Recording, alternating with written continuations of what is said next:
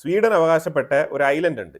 ഗോട്ട്ലാൻഡ് island എന്നാണ് ആ ഒരു ഐലൻഡിനെ വിളിക്കുന്നത്. ഞാൻ മാപ്പിൽ കാണിക്കുന്ന ഈ ലൊക്കേഷനാണ് ഈ ഗോട്ട്ലാൻഡ് ഐലൻഡ്. ഈ ഗോട്ട്ലാൻഡ് ഐലൻഡിനെ നാറ്റോ രാജ്യങ്ങളെല്ലാം കൂടി ചേർന്നിട്ട് ആയുധങ്ങളൊക്കെ നമുക്ക് അവിടെ ശേഖരിക്കാം. അവിടെ നിന്ന് നമുക്ക് റഷ്യയെ എളുപ്പത്തിൽ ടാർഗറ്റ് ചെയ്യാം. അതുപോലെ തന്നെ നമുക്ക് മറ്റു പല ബാൾട്ടിക് റീജിയനിൽ കിടക്കുന്ന മറ്റുള്ള രാജ്യങ്ങൾക്ക് മേളിൽ തുടരെ ഈ ഒരു അനോണിമസ് ഡ്രോൺ ഇങ്ങനെ പറക്കുന്നുണ്ട്. ആ ഡ്രോൺ നമുക്ക് കൃത്യമായി മോണിറ്റർ ചെയ്യാനും ടാർഗറ്റ് ചെയ്യാനും വളരെ എളുപ്പമാണ്.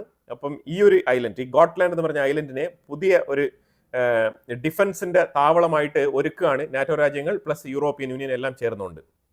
ഇവിടെ നിന്ന് വേണമെങ്കിൽ താഴോട്ട് ഈ കാലിംഗ്രേറ്റ് എന്ന് പറഞ്ഞ ഈ ഒരു ചെറിയൊരു പ്രൊവിൻസ് ഉണ്ട്. ഈ കാലിംഗ്രേറ്റ് എന്ന് പറയുന്നത് റഷ്യയുടെ പ്രൊവിൻസ് ആണ്. പക്ഷെ അത് റഷ്യൻ മെയിൻലാൻഡിൽ നിന്നും ഡിസ്കണക്റ്റഡ് ആണ്.